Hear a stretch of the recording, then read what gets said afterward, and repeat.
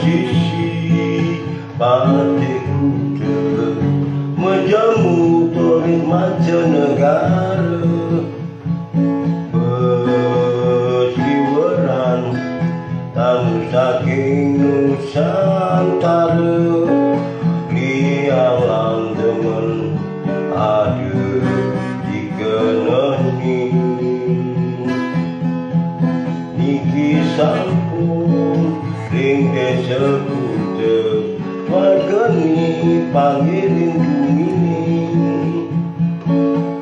hujan bibisi cerahinani